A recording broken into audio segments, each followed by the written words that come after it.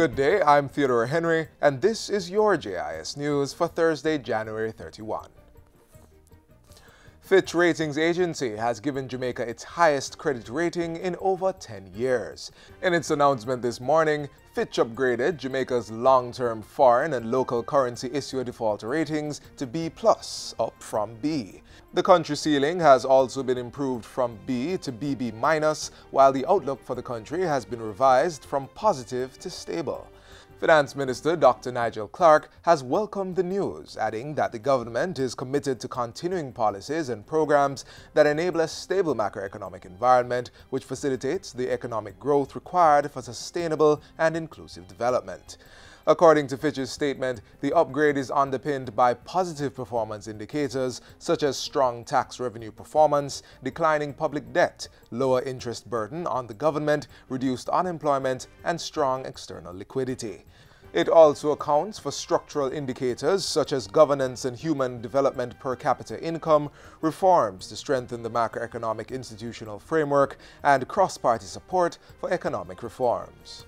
Work permit fees will become standardized across all sectors effective April 1 this year. Labour and Social Security Minister Shahini Robinson made the announcement yesterday during her ministry's second quarterly press briefing. She said the move would eliminate the differential fees currently charged by the sector. There will also be a 15% increase in the current fees charged. Work permit application fees will increase from $15,000 to $17,250, and work permit fees will now be $48,875 per quarter or part thereof. This equates to $195,500 per annum. The Transport Ministry's Road Safety Unit has received 5 portable breathalyzers valued at $2,500. A portable breathalyzer is a handheld rapid response device used to test if someone has alcohol in their breath. The devices have been donated by Carib Cement Company Limited and were handed over on Tuesday. Transport Minister Robert Montego says their donation will improve the operations of the Road Safety Unit. Every life we save on the road is worth every investment that we would have made. Some people believe that the faster you drive is the better you are, but it is not so. And the ministry will be ramping up its efforts. We are aware that there is a serious problem with persons driving under the influence of alcohol. With 386 road fatalities last year and 25 road deaths since the start of 2019, Minister Montego is urging citizens to be more responsible in the traffic environment. We cannot continue the way we are going and the rate we are going. We have to, as a country and as a people, begin to decelerate the rate of road fatalities. The University Hospital of the West Indies, UHWI, is moving to deliver 3D mammography services to Jamaicans. The hospital's Chief Executive Officer, Dr. Kevin Allen, says a program will be launched in a couple of weeks, which will see the UHWI becoming the only government-run hospital able to deliver 3D mammography services. He was speaking at a recent function where an infection control surveillance system was commissioned into service at the hospital.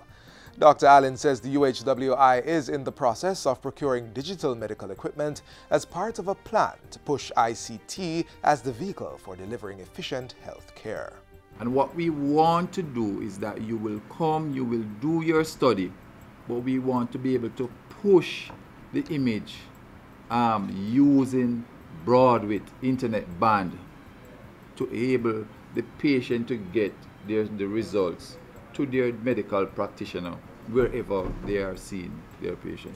Jamaica will be getting assistance to build its resilience against earthquakes and tsunamis from the government of the United States of America. Local Government Minister Desmond McKenzie says the assistance will include equipment to gauge the onslaught of a tsunami and to assess the effects of earthquakes.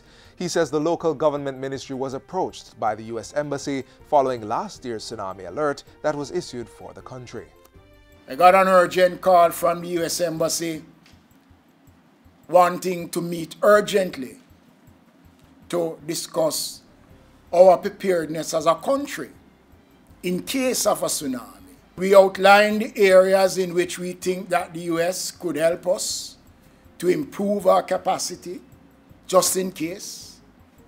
And following those discussions, we have had several meetings with the U.S. as to how to improve the relationship between both countries. In the meantime, Minister Mackenzie is appealing for Jamaicans to take personal responsibility with regards to disaster preparedness. And finally, National Security Minister Dr. Horace Chang is urging regional leaders to place strategic focus on transnational organized crime, homicide, cybercrime, and human trafficking in 2019. In throwing out the challenge, the minister says the state will continue to utilize an all-of-government approach to tackling crime and violence on the island. This, he says, will be fast-tracked with the continued help of regional and international partners. This exchange of perspective and experience will allow us to contemplate new policies and approaches to achieve safety and security at the national, regional, and international levels. Minister Chang was speaking recently during the opening of a 3-day U.S.-Jamaica Defense and Security Seminar held at Up Park Camp. And that's it for JIS News Today. I'm Theodore Henry. Thanks for watching.